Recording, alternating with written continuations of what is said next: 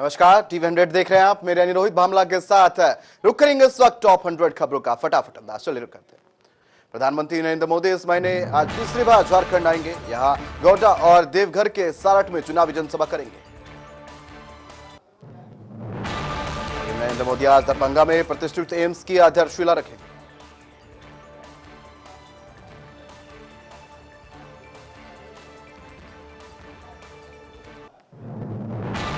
मोदी का 3 देशों का दौरा 16 से 21 नवंबर तक नाइजीरिया, ब्राजील और गुयाना के दौरे पर रहेंगे पीएम।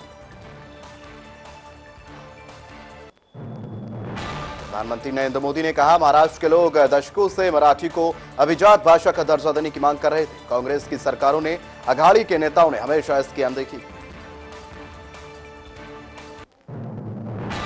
नरेंद्र मोदी ने एक रैली को संबोधित करते हुए कहा, चंद्रपुर के इस क्षेत्र ने भी दशकों तक नक्सलवाद की आग को झेला। कांग्रेस और उसके साथियों ने आपको सिर्फ और सिर्फ खूनी खेल दिए।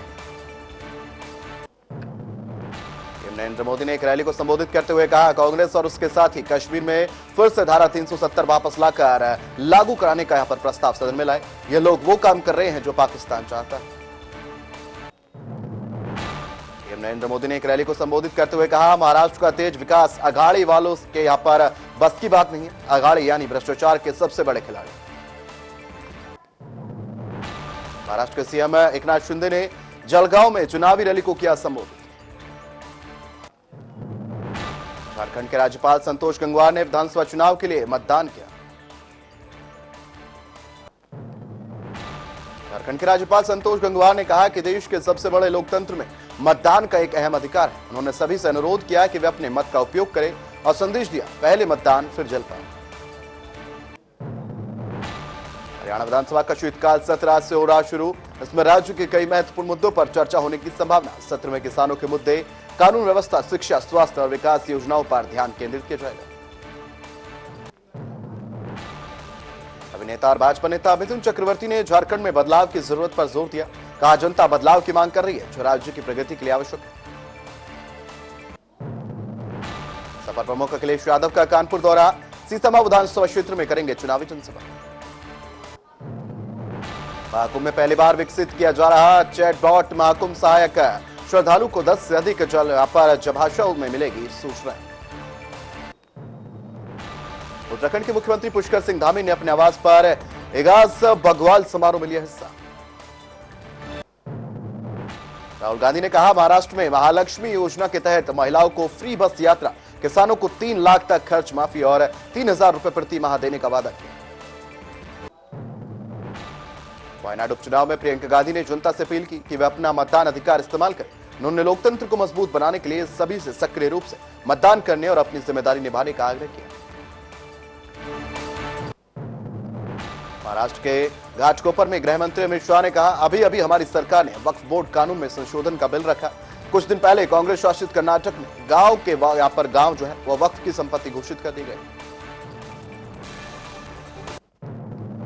महाराष्ट्र के घाटकोपर पूर्व विधानसभा क्षेत्र में जनसभा को संबोधित करते हुए गृह मंत्री अमित शाह ने कहा, यहां महायुति की सरकार बनने जा रही है और महाविकास अघाड़ी का सपूरा जो है यहाँ पर वो साफ हो जाएगा। झारखंड विधानसभा चुनाव के पहले चरण के लिए मतदान शुरू हो गया। इस चरण में 81 में से 43 सीटों पर वोटिंग हो रही है। रायपुर दक्षिण विधानसभा उपचुनाव के लिए वोटिंग सुबह 7 बजे शुरू हो गई, जो शाम 6 बजे तक चलेगी। पहले शराब नीति से जुड़े मनी लॉन्ड्रिंग मामले में राउज एवेन्यू कोर्ट आज सुनाएगा फैसला। वक्फ संशोधन विधेयक पर संयुक्त संसदीय समिति के अध्यक्ष जगदम्बिका पाल ने कहा, महाराष्ट्र और झारखंड में चुनाव हो रहे हैं। लखनऊ का हमारा बचा हुआ अध्ययन दौरा जो है वो स्थगित कर दिया गया। हम इसे बाद में पुनर्निर्धारित करेंगे। 18वें प्रवासी भारतीय दिवस सम्मेलन के लिए वेबसाइट लॉन्च को संबोधित करते हुए विदेश मंत्री डॉक्टर एस जयशंकर ने कहा, हम 8 से 10 जनवरी 2025 तक भुवनेश्वर में ओडिशा सरकार के साथ 18वें प्रवासी भारतीय दिवस की सह मेजबानी करेंगे। देवउठनी एकादशी के अवसर पर लोगों ने गंगा सागर में की पूजा। झारखंड चुनाव पर जेएमएम प्रवक्ता सुप्रियो भट्टाचार्य ने कहा, पूरा आशीर्वाद मिलेगा और समर्थन की कोई कमी नहीं होगी। हमें प्यार भी मिलेगा और वोट भी मिलेंगे। रांची से जेएमएम प्रत्याशी महुआ माझी ने जनता से वोट की अपील करते हुए कहा कि वे शहर के विकास के लिए काम करना चाहती हैं। उनका लक्ष्य आईटी सेक्टर लाकर नौजवानों को रोजगार और राज्य को देश में शीर्ष पर पहुंचाना है। शिवसेना नेता संजय निरुपम ने कहा, हर नेता के हेलीकॉप्टर और कारों की जांच की जानी चाहिए ताकि काले धन का उपयोग यहां पर समाप्त हो सके। कांग्रेस नेता पवन खेड़ा ने कहा, हम चुनौती देते हैं कि ये हमें लिस्ट दे इनका कौन कौन सा बीजेपी नेता कर्नाटक, तेलंगाना और हिमाचल जाना चाहते हैं। एमपी उम्मीदवार के समर्थन में लातूर में औसा रैली से पहले शिवसेना प्रमुख उद्धव ठाकरे के हेलीकॉप्टर और बैग की जांच की गई। देवउठनी एकादशी के अवसर पर सरयू घाट पर आरती की गई। केंद्रीय मंत्री गजेंद्र सिंह शेखावत ने कहा, कांग्रेस ने इस देश को बांटने का पाप किया। 2014 से प्रधानमंत्री मोदी की सरकार बनने के बाद अब देश में केवल विकास की राजनीति के लिए स्थान बचा। छत्तीसगढ़ के उप मुख्यमंत्री विजय शर्मा ने यहां पर बयान दिया। उन्होंने कहा, झारखंड की जनता मौजूदा सरकार से निराश है। झारखंड विधानसभा चुनाव के लिए कांग्रेस ने अपना घोषणा पत्र किया जारी।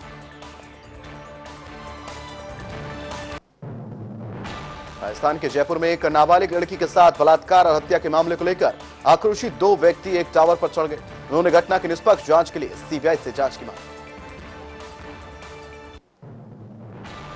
भाजपा सांसद अनुराग ठाकुर ने कहा, जब भी कांग्रेस सत्ता में आई उसने एससी, एसटी, ओबीसी के अधिकारों को छीना। राहुल गांधी ने ओबीसी को अपमानित किया। महाराष्ट्र के अकोला में मुख्यमंत्री योगी आदित्यनाथ ने जनसभा को संबोधित करते हुए कहा कि महाराष्ट्र की पावन धरा को कोटि कोटि नमन है। उन्होंने कहा कि महाराष्ट्र की भूमि प्रेरणा की भूमि है, जहां शिवाजी महाराज का योगदान अस्मरणीय है। हरियाणा के मुख्यमंत्री नायब सिंह सैनी ने यहां पर महाराष्ट्र कांग्रेस प्रमुख नाना पटोले के बयान पर प्रतिक्रिया व्यक्त करते हुए कहा कि कांग्रेस ने हमेशा ओबीसी समुदाय के साथ किया अन्याय। हरियाणा के मुख्यमंत्री नायब सिंह सैनी ने कहा, कांग्रेस ने बांटने का काम किया। 1947 में जब देश आजाद हुआ तो बांटने का काम किसने किया? झारखंड की जमुआ विधानसभा में जनसभा को संबोधित करते हुए यहां पर दिए गए बयान। उन्होंने कहा, भाजपा राष्ट्रीय अध्यक्ष जेपी नड्डा यहां पर बोले हैं, पीएम मोदी के नेतृत्व में 140 करोड़ की जनता में 25 करोड़ लोग गरीबी रेखा के ऊपर आ चुके हैं और 1% लोग यहां पर अति गरीबी है। बढ़ते प्रदूषण को कम करने के लिए इस वक्त एंटी फॉगिंग मशीन का इस्तेमाल किया जा रहा है।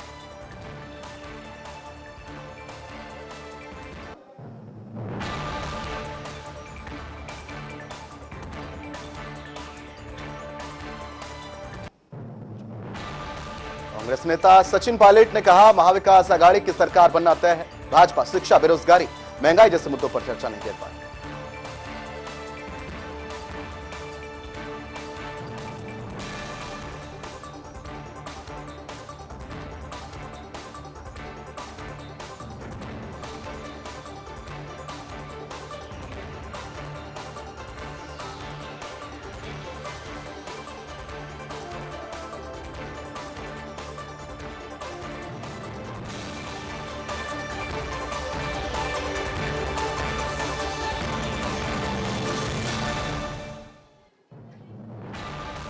कांग्रेस नेता सचिन पायलट ने कहा, महाविकास आघाड़ी की सरकार बनना तय है। भाजपा शिक्षा, बेरोजगारी, महंगाई जैसे मुद्दों पर चर्चा नहीं कर पा रही। हमारा एजेंडा लोगों को पसंद आ रहा। भाजपा राष्ट्रीय अध्यक्ष जेपी नड्डा ने बगोदरा में जनसभा से उन्होंने कहा कि झारखंड मुक्ति मोर्चा, कांग्रेस, आरजेडी में भ्रष्टाचार, भाई भतीजावाद और परिवारवाद है जो जनता का हक छीनना चाहते हैं। वैसे ममता बनर्जी ने विकास बोर्ड के सदस्यों की बैठक ली और जीटीए सदस्यों और 17 विकास बोर्ड सदस्यों के साथ एक महत्वपूर्ण बैठक की।